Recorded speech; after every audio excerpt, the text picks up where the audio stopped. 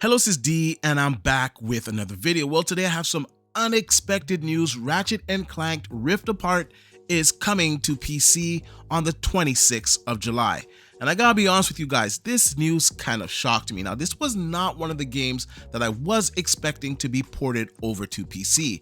And it's coming with a host of new features. So I expect this game to look absolutely fabulous on PC. Now, this game already looked really good on the PlayStation 5, so just imagine with the power and the different type of configurations that you have on PC, the performance and visual fidelity that we'll get out of this game. Now, before I get into all of the features, let's watch the trailer and I'll come back and give you guys the full breakdown.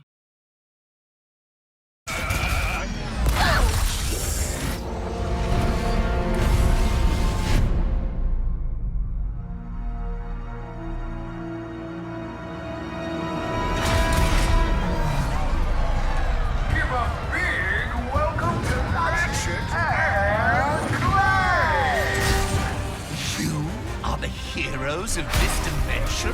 Your reputation precedes you. We haven't done anything heroic in years. It all started on planet Velma with Ratchet, a restless tinkerer, hungry for adventure. Are we home? And the rest is intergalactic history. Is that a rift? Just those stupid Lombaxes!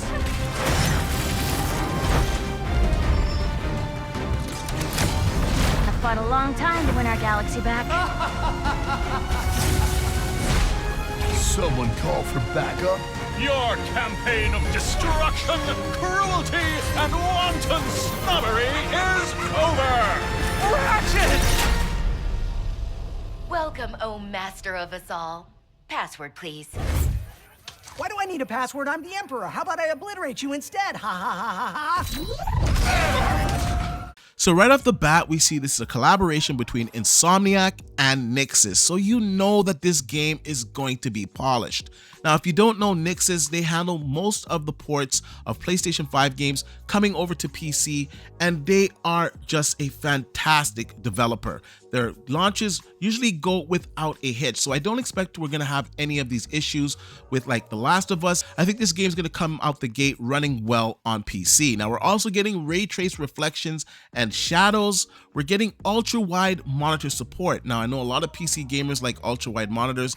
I basically play on my LG OLED, so I really don't need the ultra-wide support, but of course this is great for the users out there that do have this supported monitor. Now, the ray trace reflection and shadows, I expect it to be a step above what we got on the PlayStation 5, because on PC, of course, we have much more capable ray tracing hardware. Now, it's also going to support the DualSense haptic feedback and trigger.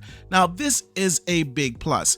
Now, yes, I kind of dog the DualSense controller because the battery life is just not good on it. However, I will say the DualSense haptic feedback, it's really good, especially when it's implemented proper by the developer.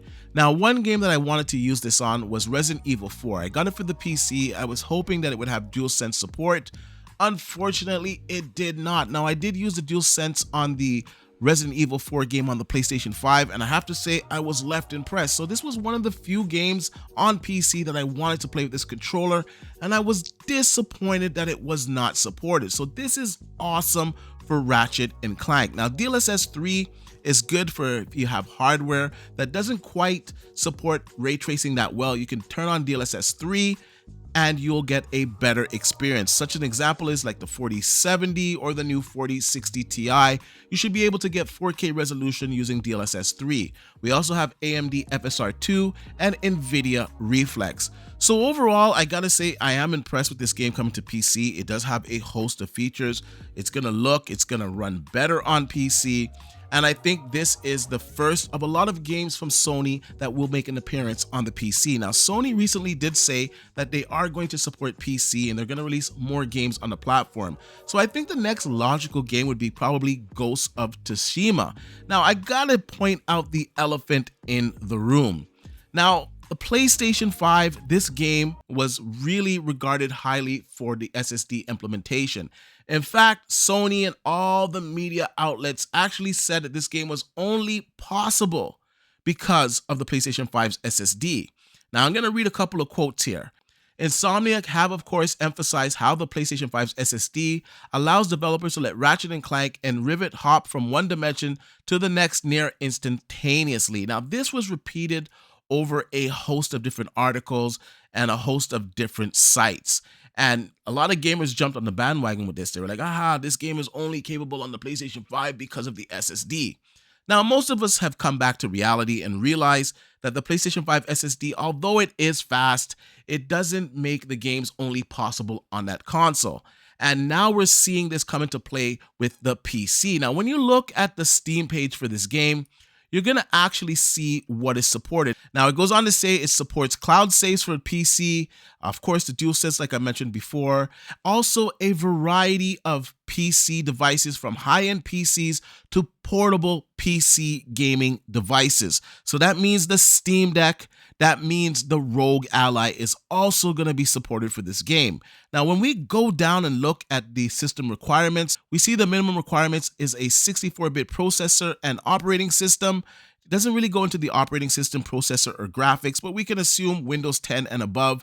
The processor, any modern processor should be able to play this game. And the graphics, of course, that's going to be dependent on if you want ray tracing or not, but I expect a 2060 Super and up to run this game fine. Now, the one thing that we don't see on the recommended specifications is an SSD. So I'm going to assume that this game is going to run on a regular hard drive. Of course, if you have an SSD, you're going to have faster asset streaming and things are just going to load a lot quicker.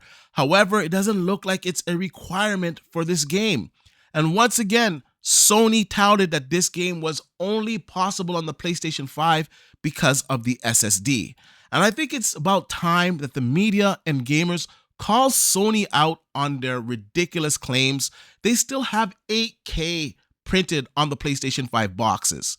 So we just gotta call a spade here.